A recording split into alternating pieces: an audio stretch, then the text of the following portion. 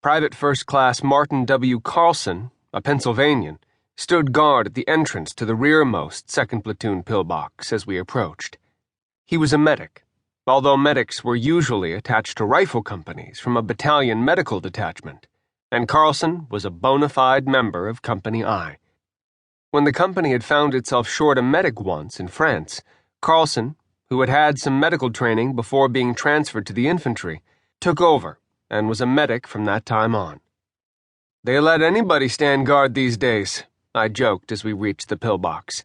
"Yes, sir," Carlson smiled. "I figured I might as well pull my turn. My Red Crosses are inside." We crouched to negotiate the low entrance to the pillbox. The entrance was the fighting aperture from which the Germans had defended the pillbox, since all emplacements in the area were designed for defense to our rear. Our men defended the pillboxes by digging a series of foxholes around the perimeter. A flickering light from a German canteen with a crude wick maintained a pallid smoke inside the pillbox and cast hesitant shadows on the walls. The room was smaller than my CP, but had a number of bunks and space for a table. The men's faces were black from the crude lantern. "Got the gasoline out of the TD," someone said. Lieutenant Brock explained that they had moved into the pillbox only a few hours before my arrival, and were enjoying its relative comforts. They would bring in a number of men at a time to get some sleep, and during the daytime leave only a skeleton force in the foxholes outside. There seemed to be no fear that the Germans would retake and reoccupy the emplacement, as had beset the previous unit, and caused it to fill in the entrance.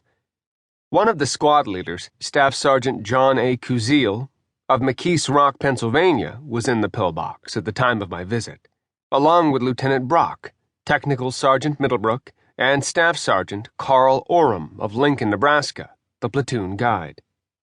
Brock and Middlebrook accompanied us as we left the platoon CP and briefed us on the location of the 3 squads. We moved up the draw to the 2nd pillbox, where members of the squad, commanded by Staff Sergeant Sam J. McGonigal of Haskell, Oklahoma, were digging shallow trenches to connect a defensive network of foxholes. Under a raincoat, to protect it from the dampness, stood a .50 caliber machine gun.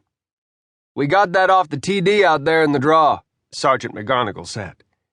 "Got a lot of C rations and beaucoup cigarettes."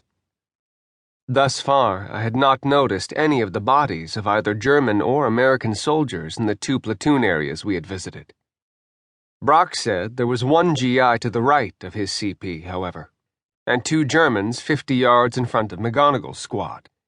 I told him a battalion's decision on removing the bodies, but we decided to wait until the next night, when I could have a stretcher sent up with our supplies.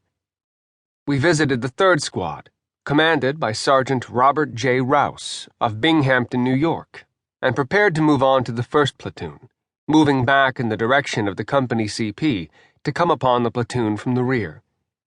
I saw the rearmost pillbox, which the platoon had thus far not occupied.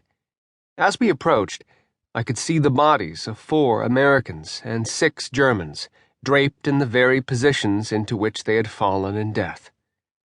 They seemed to grope with lifeless arms for the protection of the pillbox. My eyes were drawn irresistibly toward them, but I forced myself to turn away. We pushed through a hedgerow that ran parallel with the company front and came upon a group of men improving their foxholes. They directed us to a pillbox a few yards to their right front, where they said we could find Lieutenant Goffigan. The area here was even darker than the surroundings, for the tall trees shaded the faint glow of light which did successfully penetrate the clouds from the hidden moon.